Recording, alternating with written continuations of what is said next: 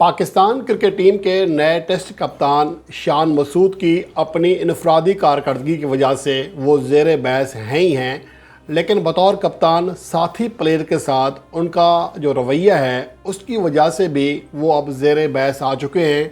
उनके ऊपर सवालात खड़े हो रहे हैं। अगर हम बात करें कि शान मसूद साथी प्लेयर से जेलसी करते हैं या नहीं, ये इस हवाले से दो मुख्तलिफ आरा पाई जाती हैं।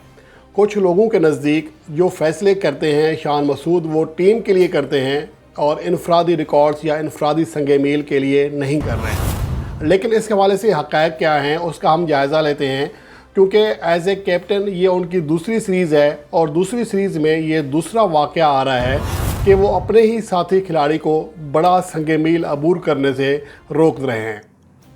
इसका जायज़ा लेते हैं कि दो वाक़यात में क्या वाकई ही शान मसूद की जो अटेंशन थी वो कुछ और थी या वही थी जो कि महसूस की जा रही है।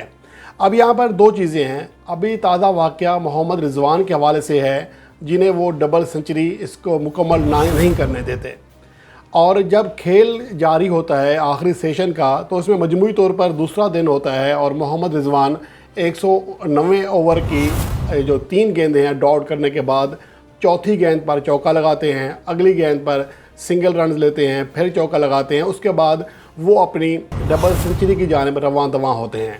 और इसी क्रीज़ पर मौजूद यानी कि दूसरे एंड पर मौजूद शाहीन शाह अफरीदी आते ही तेज़ी से बैटिंग ज़रूर करते हैं, लेकिन बाद में वो भी मोहतात अंदाज में बैटिंग करना शुरू कर देते हैं। तो लगता ऐसा है कि जैसे पाकिस्तान टीम मज़ीद कोई विकेट गंवाए बगैर सेशन गुजारना चाहती है या कम अज़ कम ख़राब गेंद को ही हिट करना चाह रही है। उसके बाद जो अगला ओवर आता है उसमें शाहीन शाह अफरीदी 3 डॉट बॉल खेलते हैं, फिर 2 गेंदों पे डबल रन्स लेकर आखिरी जो गेंदें हैं वो सुकून से गुजारते हैं।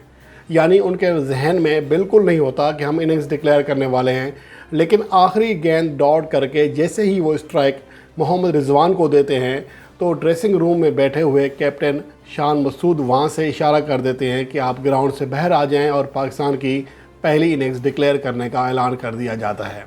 ये सूरत हाल बड़ी अजीब व गरीब है। इसके दो पहलू हैं।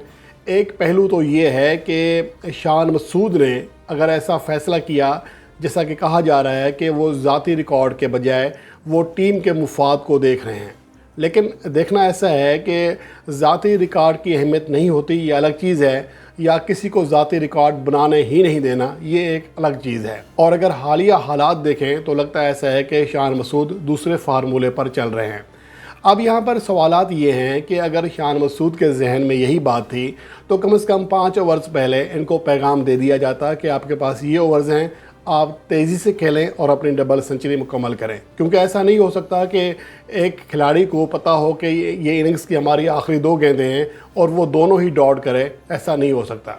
वो फिर उस पर हर सूरत में हिट करने की कोशिश करता है। तो इससे वाज़ेह होता है कि जो क्रीज़ पर बैट्समैन मौजूद हैं उनको ये इस बात का पता नहीं था कि हमारी इनिंग्स डिक्लेयर होने जा रही है। और दूसरी अहम बात यह है कि एक ऐसी पिच जो कि फ्लैट हो चुकी थी सारे दिन के खेल के बाद, तो इस पर बांग्लादेशी बैटर्स को बैटिंग करने का मौका देना और रन्स बनाने का मौका देना, क्या ये सही फ़ैसला था? ये ऐसे दो सवालात हैं जो किसी हद तक शक पैदा कर रहे हैं शान मसूद के ऊपर। और इससे पहले जो वाक़या हुआ वो शान मसूद की अपनी पहली टेस्ट सीरीज़ थी एज ए कैप्टन दौरा ऑस्ट्रेलिया में। उसके पहले 2 टेस्ट मैचों में आमिर जमाल ने 12 विकेटें हासिल की थीं और सिडनी में खेले जाने वाले आखिरी टेस्ट मैच की पहली इनिंग्स में वो 6 विकेटें हासिल करके ऑस्ट्रेलवी सरजमीन पर एक बामी सीरीज़ में सबसे ज़्यादा विकेटें हासिल करने का जो रिकॉर्ड था इमरान खान का और मुश्ताक अहमद का, वो तो बराबर करके दूसरे नंबर पर आ चुके थे। जबकि अजीम हफीज़ का रिकॉर्ड तोड़ने के लिए उन्हें मज़ीद 2 विकेटें और रिकॉर्ड बराबर करने के लिए 1 विकेट दरकार थी। और जब ऑस्ट्रेलवी टीम की आखिरी इनिंग्स आई उन्हें सिर्फ 130 रन का टारगेट मिल सका, तो ज़्यादा उम्मीद यही की जा रही थी कि आमिर जमाल से बॉलिंग कराई जाएगी।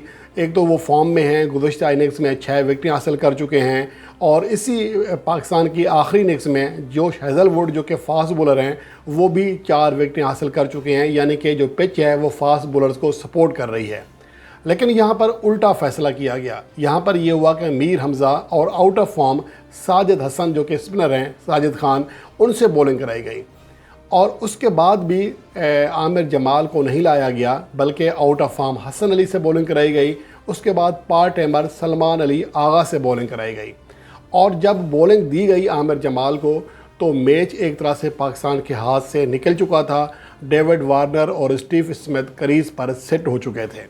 اس اننگز میں عامر جمال کو صرف 3 اوور اور 5 گیندیں کرانے کا موقع ملا، اور حالانکہ part timer spinner Salman Ali آغا سے سڈنی کی پچ پر 5 اوورز کرائے گئے. تو یہ جو فیصلہ تھا، یہ جو صورتحال ہے، یہ کسی اور جانب اشارہ کر رہی ہے کہ لگتا ایسا ہے کہ عامر جمال کو شان مسعود نے جان بوجھ کر موقع نہیں دیا تھا.